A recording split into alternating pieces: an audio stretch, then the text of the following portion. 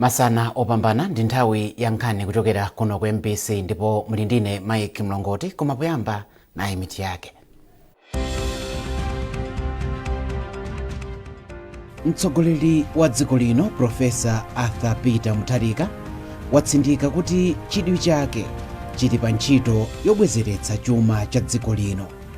Ophunzira okwana 4,791 aulumali osiyanasiyana akuyembekezeka kulemba mayeso a MANEP a Standard 8, Form 2 komanso Form 4 a chaka chino.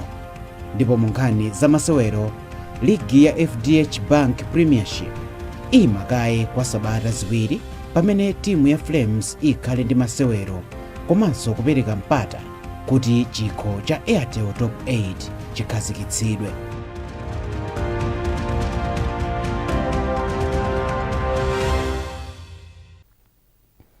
Tsopano nkhanizi mwatsatanetsatane. Mtsogoleri wa dziko lino Profesa Arthur Peter Mutharika watsindika kuti chidwi chake chili pa ntchito yobwezeretsa chuma cha dziko lino mchimake. Mtsogoleriyu wati Amalawi asatengeke ndi anthu amene akufalitsa nkhani zabodza pofuna kusokoneza masomphenya a ntchito za chitukuko. Tili ndi zambiri mulipotili. Kudzera mukalata yomwe watulutsa mlembi wamkulu wa boma Justin Saidi, mtsogoleri wa dziko lino Profesa Arthur Peter Mutharika watsindika za chidwi cha boma lake pothana ndi mavuto osiyanasiyana kuphatikiza njala yomwe yakhudza anthu ena mdziko muno komanso kukuza ntchito zosiyanasiyana zothandizira kukweza chuma cha dziko. Chikalatachi chatinso mtsogoleri wa dziko linoyu sakusunthika kapena kutekeseka pa masomphenya ake ndipo kuti iye sagwira ntchito mwachionetsero. Kalatayi yadza kutsatira malipoti omwe ali m'masamba a mchezo oti mtsogoleriyu sanatsogolere msonkhano wa nduna za boma sabata yatha. Pamenepa chikalatachi chati malamulo amalola mtsogoleri wa dziko lino kupereka mphamvu kwa nthumwi yoyenera kutsogolera zochitika zosiyanasiyana za boma kutengera kufunikira kwake, ndipo kuti iyi ndi njira yolimbikitsira ulamuliro wabwino komanso kuchepetsa kusakaza ndalama za boma. Kuwonjezera apa, chikalatachi chatinso utsogoleri wa dziko lino ukadali ogwirizana ndipo pamodzi ndi odzipereka kutumikira dziko lino. Chikalatachi chatsiriza ndi kutsindika kuti zovuta zina zomwe dziko lino likukumana nazo pano zili ngati nsembe yofunika pomanga ndi kukonzanso chuma cha dziko lino, kupititsa patsogolo kagwiridwe ka ntchito ndi kumanga tsogolo labwino la Malawi wonse. Boma lapempha abwenzi ake pa chitukuko kuti apitirize kuthandizira dziko lino polimbikitsa maphunziro apamwamba mdziko muno. Nduna ya za maphunziro a Bright Nsaka yayankhula izi m'boma la Dowa pamwambo opereka zipinda zophunzirira 13 ndi zimbudzi 14 zomwe bungwe la Let's Build Foundation lamanga msukulu za sekondari zoyendera m'bomalo. Glory Chinyanga walemba ripoti lomwe akuwerenga ndi Helix Manemba.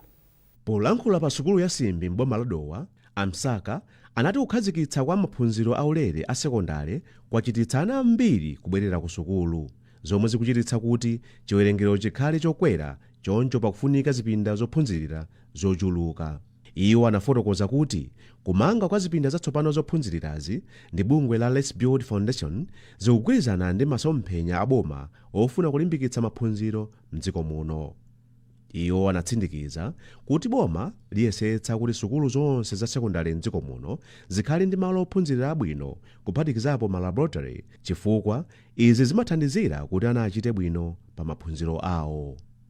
Ndigwirana manja ndi IMP yakudera kuno komanso a headmaster ndi atsogoleri a maphunziro kuti sukulu iyi ndi sukulu zina zonsezo zikhale zokwanira. Panopo sitinganene kuti sukulu yakwana ina iliyonse ngati sili ilibe zinthu zimenezi: library, laboratory ndi computer laboratory so zonsezi tionesesa kuti pano zikhalepo.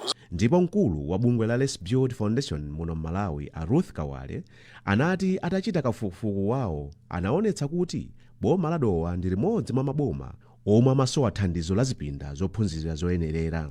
Unonso anatiuzaso zofuna zawo tinakhala tikuyendera masukulu ambirimbiri tinapanga ngati site assessment ndi limodzi ndi ku district wa district council ku Central East Education Division ndi tinasankha masukulu ndi boma masukulu amene tayenekera kuti timange kunoko alipo 32. So pano padangopita 7 Julayi tiyamba atatu ena ndiye kuti ntchito inalipo. Mphunzitsi wamkulu pa sukulu ya Simbi CDSS a Clemson Kachipala anafotokoza kuti sukulu yawo inali ndi mavuto akulu chifukwa ana amaphunzirira m'makalasi omwe amapereka chiopsezo zomwe zimachititsa kuti ambiri adzijomba. Ndinali vuto lalikulu kuti ino ana athu amaphunzira m'maklasi yosakhala bwino, maklasi amene amapereka chiopsezo kuti nthawi iliyonse akhoza kusasuka, maklasi amene amadontha mkatimo muli zima potholes. Koma tsopano tikuona kuti uwu ndi mdalitso wabwerawo zilimbikitsana kuti adzibwera ku sukulu kuno even aphunzitsi akhaso olimbikira kuti aliyense amafuna magwira ntchito malo yosamalira. Let's Build Foundation inayamba mchaka cha 2021 m'Malawi muno ndipo yamanga zipinda zophunziriramo komanso zimbuzi zoposera 50 m'maboma awiri mchigawo chapakati. Ophunzira okwana 4,791 aulumali osiyanasiyana ndomwe akuyembekezeka kulemba mayeso a Standard 8, Form 2 komanso Form 4 chaka chino. Izi ndi malinga ndi bungwe lolembetsa mayeso mdziko muno la Malawi National Examinations Board MANEB. Mneneri wa bungweli Angela Kashtigu wati bungwe lawo ndi lokonzeka ndipo layika ndondomeko zomwe zithandizire ophunzirawa moyenera komanso molingana ndi vuto lawo. Ngati MANEB tikhala tikulembetsa mayeso kuyambira sabata lamawa lolemba kumbali yawo ophunzira omwe ali ndi maulumali osiyanasiyana chaka chino pamayeso amene talembetsa ana mukaundula mwathu okwana 4,791. Ana maulumali osiyanasiyana amenewa pali ndondomeko zosiyanasiyana zomwe timaonetsetsa kuti akwanitsa nawonso kulemba mayeso molingana ndi mmene mayeso akuyenera kulembedwera komanso mofanana ndi anzawo. Angakhale kwa ophunzira ena mayeso awo amakhala kuti mwina ndosiyanabe pang'ono ndi ophunzira ena, koma mwachitsanzo kwa ophunzira omwe mwina ali ndi vuto loti samatha kuona bwinobwino, ali ndi mapepala awo apaderadera omwe amagwiritsa ntchito.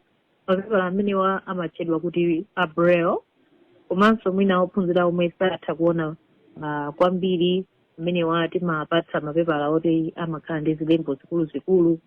Angakhale ophunzira mwachitsanzo oti sangathe kulemba pawokha amapatsidwa mayeso oti munthu wina amatha kuwathandizira kuwawerengera komanso wina kumawalembera. Zonsezi timafuna kuonetsetsa kuti ophunzira aliyense ali ndi mwayi kuti alembe nawo mayeso amenewa. Komanso kumbali ya nthawi polemba mayeso ophunzira ena amalemba nthawi yofanana ndi anzawo, komanso pali ena omwe amatha kukhala ndi nthawi yowonjezera malingana ndi ulumali omwe ali nawo pofuna kuonetsetsa kuti nawonso ali ndi nthawi yokwanira komanso alemba mayeso kuti akhonze. Ndipo mkulu wa bungwe la FEDOMA Simon Munde wayamikira bungwe la MANEB komabe wati pakufunika kukhazikitsa ndondomeko zokhazikika zomwe zingathandize ophunzirawa pa nthawi yomwe akulemba mayeso. Amunde ati ndikofunikanso kuti anthu oyang'anira mayeso padzikhalanso aulumali omwe angamathandizire ophunzira aulumali. Pamene tikubwera pa nthawi ya mayeso chimene tikupanga choti mwanayo athandizike nacho pa nkhani ya mayesoyi, kaya ndi zilembo zikhale zotani, kaya invigilator athandize motani, kaya nthawi ikhale yochuluka motani, zimene zijazi mphunzitsi wake wa mwanayo ndi kholo la mwanayo amakhala kuti aumudziwayo mwanayo kwambiri kuposa mwina adindo mwina akumanebu ndi ena otero. So involvement ya makolo ngati amenewa mphunzitsi wake wa mwanayo ndi yofunikira kwambiri.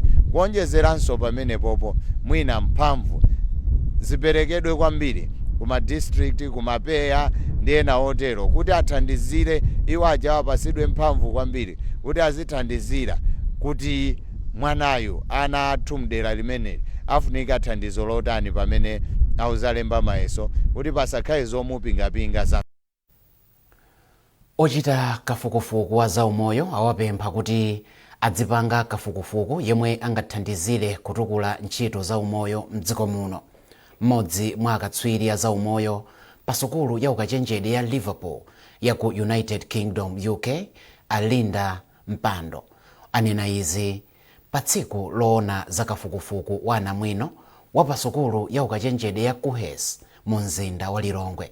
Tili ndi zambiri mu ripoti la Austin Fukula. Kaswiri wona zaumoyo komanso ndondomeko zake Associate Professor Linda Mpando wati ochita kafukufuku ngoyamba kumene amavutika kupeza thandizo la ndalama zochitira kafukufuku kamba kosowa upangiro olingana ndi mmene zinthu zomwe dziko lino likufuna. Sechisuba munthu wekha pa iwe wekha umakhala ndi anthu ambirimbiri amene amagwira nawo ntchito limodzi ndiye kuti anamwino wakhaleso mugulangapo ndi azinzawo ena amene akupanga nawo work together bwinobwino kumapanga choncho. Chinanso chimene chofunikira kwambiri munthu ukhale ndi integrity pa munthu wako, na kuti munthu akakupatsa ndalama zoti upangire research, upangadi research iyo ipangadi impact life ya anthu, umoyo wa anthu usinthadi. So zinthu ngati zimenezo zimapangira unati ukamalemba proposal yako icho kaziganizira kwambiri zithandiza unati proposal ja uyilembebe ndi yofunika bwino kwambiri kozi ipanga respond kwa zinthu zimene zochitika mdziko muno. Mkulu woyang'anira sukulu ya anamwino ku Kuhes, Dr. Genesis Chowe Sungani, akuti kafukufuku wambiri yemwe amachitika ndi ochepa yemwe zosatira zake zimathandizira kukweza ntchito za umoyo. Apa iwo ati pakadali pano akhazikitsa nthambi ku sukulu yawo yoti iyambe kulondoloza kafukufuku yemwe ophunzira kupanga kuti azithandiza potukula ntchito za umoyo. Choyambirira akamaganizira kapena patiti idea akamaganizira kuti ndikufuna ndipange kafukufuku gawo liti, chimene malimbikitsa ndi choti apange kafukufuku pa zinthu zimene zikukhudza moyo wa anthu tsiku ndi tsiku. Kafukufuku sitingopanga kafukufuku kuti tipange ayi, koma kafukufuku olingana ndi ntchito imene anthu akugwira komanso ndi cholinga chosintha umoyo wa anthu dziko muno komanso mwina kufika kumayiko ena. Tsiku lokhudza kafukufuku yemwe anamwino amachita linali loyamba pa sukulu ya ukachenjede ya Kuhes. Mwambo unachitika pamutu oti kulimbikitsa anamwino kuchita kafukufuku monga chikhalidwe komanso mwaukadaulo. Austin Fukula, NBC, Lilongwe. Bungwe la kumasula nkhawa momasuka kunkhamo lomwe cholinga chake ndi kuthandiza abambo kufotokoza nkhawa zawo alikhazikitsa mu mzinda wa Blantyre. Arthur Chokoto akufotokoza zambiri mu ripoti ili. Zochitika zokhazikitsa bungwe la kumasula nkhawa momasuka kunkhamo zinayamba ndi ulendo wa ndawala kuchoka pa Maserema kupita ku Country Club Limbe komwe kunali zochitika zosiyanasiyana. Malinga ndi mtsogoleri wa bungweli a Dave Malamya akonza ntchito zosiyanasiyana kuti afikire anthu mdziko lonse lino ndi cholinga chochepetsa mchitidwe odzipha mwa zina. Uthenga oti amalawi adziwe ndi oti ifeyo tabwera andi cholinga chathu chimene tabwerera tikhala nacho, andi mwina tsiku lina ndizafotokoza bwino mmene bungwe limene lili ma structures zake titazakhazikitse kuti bungwe lisazakhale lisazathe lizangopitirira. Nkhawa ndi zambiri zimene talandira komano chifukwa chokuti sitinayambe kwenikweni kuthandiza koma tayika anthu pa pending amene tikhoza kuwathandizira kuti tiyasakire anthu oti athandize bwinobwino, chifukwa ifeyo ndi anthu chabe akuluakulu a bungweli koma anthu amene amathandiza mavuto alipo osiyanasiyana. Kuli madokotala amathandiza mavuto ena, malawyers amathandiza mavuto ena, anthu awa azipembezo amathandiza so mavuto ena. Mmodzi mwa madotolo ona za ungwiro pa maganizo a Dr. Precious Magina ati kukhazikitsa kwa bungweli ndikofunika kwambiri pa ntchito yolimbikitsa umoyo wabwino pakati pa nzika za dziko lino. Ndilofunika kwambiri chifukwa tikamanga nkhani ya umoyo wa malingaliro, mental health pa chizungu. Timaona kuti ili ndi ngati ngodya zingapo. Ngodya yoyamba ni nkhani ya kupanga promote kapena kutukula nkhani za umoyo wa malingaliro, komanso nkhani yopanga prevent kapena kupewa kuti anthu asafike pozipha kapena kudwala. ngodya zina ndi zimene zimakhudzana kwambiri ndi anthu achipatala mwachitsanzo kuti munthu chaudwala timpase ngati chithandizo mankhwala kapena counseling. So kubwera kwa mabungwe ngati awawa ndikofunikira kwambiri chifukwa ife achipatala tili busy kuthandizira anthu and chizungu chabwino amanena kuti prevention is better than cure. So tikatukula kuti tipewe mabungwe ngati amene akumabwera kuthandizira nkhani yakupewayi ndiye kuti nkhani yothandiza yachipatala ikhala yophwekera kwambiri. So tiyanyadire kuti abwera ndipo ife ngati mbali yachipatala tigwira nawo ntchito. Amayi omwe anachita nawo ulendo wa ndawala pokhazikitsa bungwe lolimbikitsa kumasuka pakati pa abambo la kunkhamo ati ndokondwa kamba kaganizoli poti amayi ambiri akukhudzidwa ndi kuchuluka kwa mchitidwe wodzipha pakati pa abambo. Arthur Chokoto, MBC, Blantyre. Nkhanizi zikuchokera kuno ku MBC. Bwanji tikumbutsane mitu yake.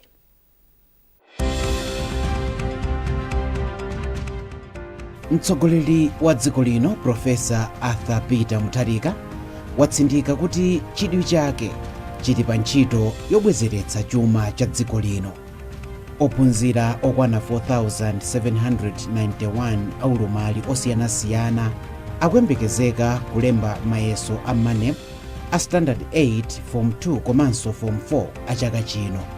Ndipo mu nkhani za masewero, ligi ya FDH Bank Premiership imakaye kwa sabata ziwiri pamene timu ya Flames ikhale ndi masewero komanso kupereka mpata kuti chikho cha Airtel Top 8 chikhazikitsidwe.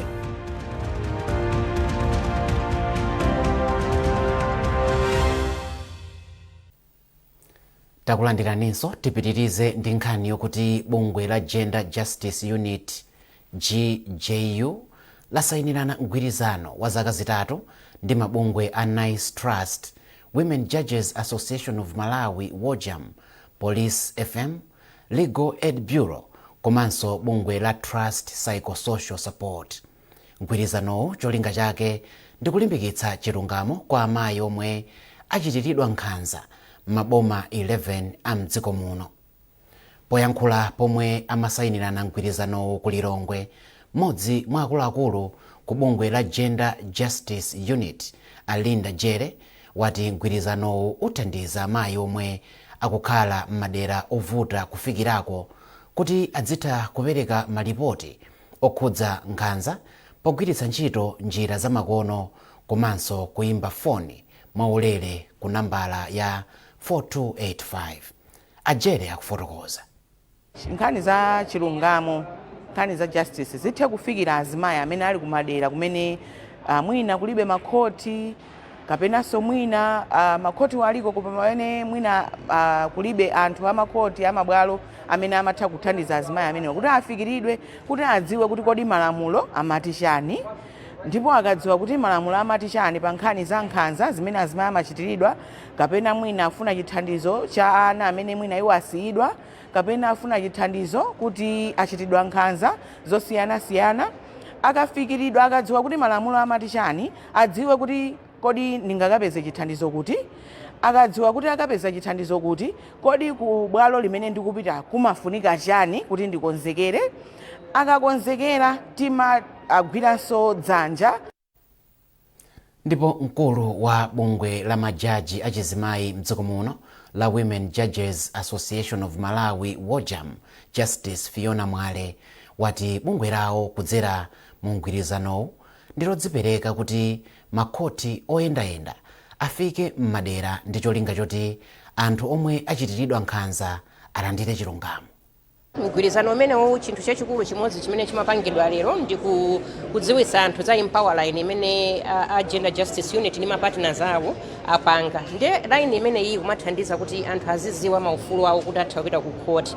Tsono anthu akabwera kuti apite ku court nthawi zina makhoti aja amakhala kuti ali patali. Ife a Women Judges Association timapanga ma camp court kapena ma mobile court pamene timanyamula magistrate ndi onse ofunikira kuti apite pafupi ndi munthuyo kuti ngati munthu uja wachitidwira nkhanza asayende kutali kukafunafuna khoti impeze kumene ali iyeyo and zonse zipezeka kuti ziziyenda bwino chifukwa choti munthu uja tsopano aziziwa kuti ndikalowa mu khoti ndikakambe bwanji nkhani yanga. Bungwe la Competition and Fair Trading Commission CFTC lapempha anthu mdziko muno kuti azidziwa ufulu wawo ngati ogula komanso kugulitsa katundu pofuna kupewa kuberedwa nthawi yogula komanso kugulitsa katundu. Mkulu wa bungweli a Desmond Kaunda walankhula izi ku Lilongwe mdera la Mfumu Khongoni pamwambo odziwitsa wanthu za ufulu omwe ali nawo pogula komanso kugulitsa katundu. Tili ndi zambiri mu ripoti ili. Akaunda anati ndi zodandaulitsa kuti anthu ena amaberedwa pomwe akuchita malonda kamba kosadziwa za ufulu wawo pa malonda. Iwo anati bungwe lawo lipitiriza kuphunzitsa anthu za ufulu omwe ali nawo pa nkhani za malonda pofuna kuwateteza ku malonda osatsata malamulo komanso kuti Amalawi azipindula. Kusazindikira ndi vuto lalikulu kwambiri. Amalawi ambiri ali pa chipinjo ndipo akupondezedwa kwambiri chifukwa cha kusazindikira. Ndipo ntchito imene ndi yayikulu, si a competition commission okha amene angakwanise ntchito imene. Tayenera kugwirana manja ndi akuthekera ena ndi ofuna zabwino ena. Ntchito ndi yayikulu, tayenera kufikira ponseponse mu nthawi yochepa komano kofunika kuti tigwirane manja. Mmodzi mwa akuluakulu ku konsulo ya boma la Lilongwe a Gladys Kalumbi anayamikira bungwe la CFTC kamba ka ntchito yophunzitsa ndi kudziwitsa anthu zokhudza ufulu pa malonda aliwonse ndi kunena kuti ambiri sadziwa za ufulu wawo. Akalumbi anati ntchitoyi ithandizira anthu kudziwa uthenga ofunikira pa malonda. Malonda wina aliyesa mapanga malonda taona kunena kuti anthu ambiri sadziwa maufulu awo ngati ogula ngati maufulu awo so ngati ogulitsa. Ndiye chitukuko chimavuta kuti chipangidwe implement kudera ngati anthu sakuzindikira chifukwa malonda ndi chimene chili base ya kutukuka kwa anthu. Anthu sangatukuke ngati zinthu zisakuyenda bwino kuderako. Ngati malonda akuyenda bwino anthu akudziwa chimene akuyenera kuchita akaphwanyiridwa maufulu awo kuzana ndi malonda ndiye kuti aona kopita. Pano pa anthu kuchokera tsiku la lero ndiye kuti ali ndi kopita akudziwa kunena kuti zinthu za malonda zikapanda kuyenda bwino apita khomo litiro. Mawu awo agulupu achibozo anayamikira bungwe la CFTC kamba ka ntchito yomadziwitsa anthu za ufulu wawo pa malonda. Iwo anati ngati ogula uthenga omwe aphunzira uwathandizira umoyo wawo wa tsiku ndi tsiku. Tachilandira kwambiri komanso chinthu chofunika kwambiri ndipo anthu ambiri samachidziwa komanso tadziwa taphunzirapo kanthu pamene. Papa tinabwera anthu azeru zawo ndiponso anthu oti ndi okhwima mu nzeru. Apapa tialangiza anthu athu komanso madera ambiri aphunzira kanthu fuati tinabwera anthu ambiri panopa kuti ugula kanthu chifukwa chophwanyidwa ufulu si bwino. Bungwe la Competition and Fair Trading Commission CFTC likugwira ntchito pansi pa unduna wa zamalonda ndipo cholinga chake ndi kuyang'anira momwe ntchitidwe wa malonda ukuyendera pofuna kukhazikitsa ntchitidwe wa malonda oyenera pakati pa ogula ndi ogulitsa. Pamene mbali zosiyanasiyana zikuchitimika pogwiritsa ntchito luso la makono pa ntchito zawo za tsiku ndi tsiku, banki ya First Capital nayo yayambitsa ndondomeko yotsegulira ma account kudzera pa makina a internet. Kudzera mu ndondomekoyi munthu aliyense angathe kukhala kastomala wa banki potsegula account payekha pogwiritsa ntchito foni ya m'manja kapena kompyuta. Temba Mwale wadza ndi ripoti.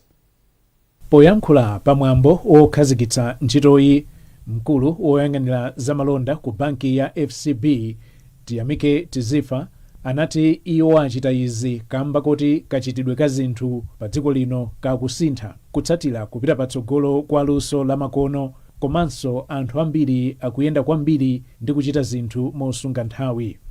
Iye anati kudzera mu ndondomekoyi munthu aliyense angathe kutsegula akaunti kuchokera kulikonse komwe ali kudzera pa foni kapena kompyuta bora akhale ndi chiphaso cha unzika. Njira ya makono yotumizira ndalama masiku ano ikumafuna kuti ukhale ndi foni.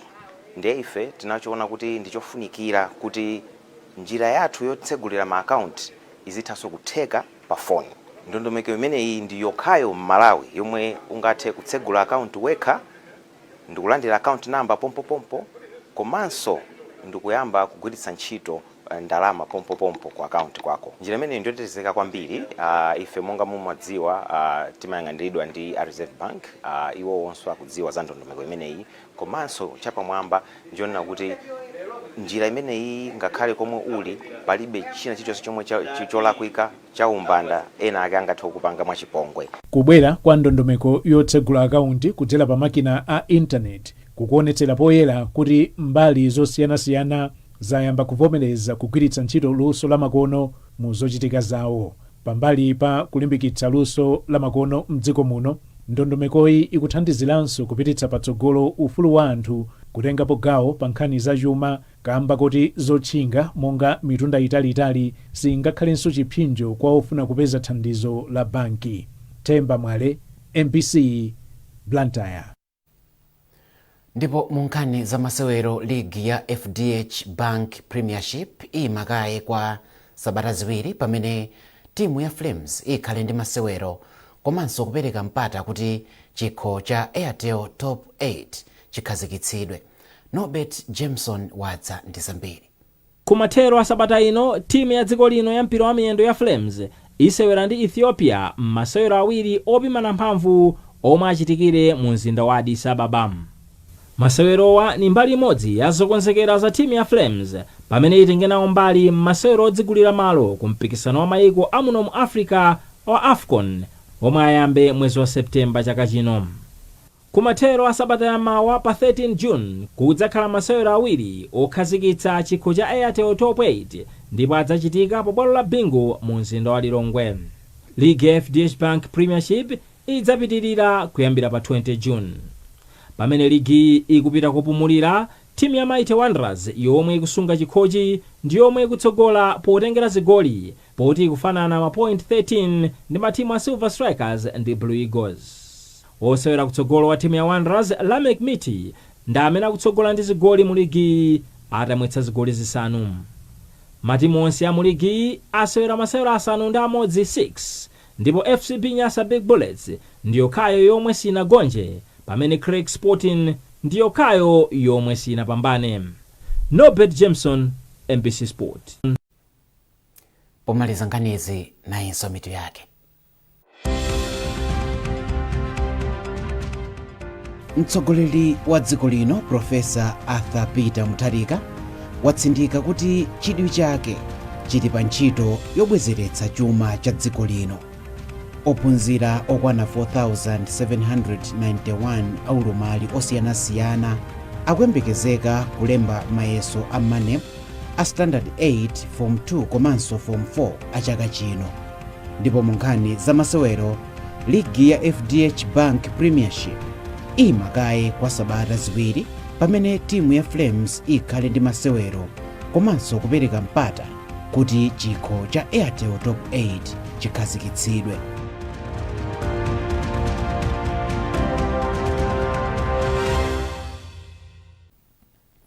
Pezani nkhanizi ndi zina zambiri popita pa mbc.mw kapena MBC Digital pa Facebook, Instagram komanso X. Munali ndine Mike Mlongoti, tikufunirani masana opambana.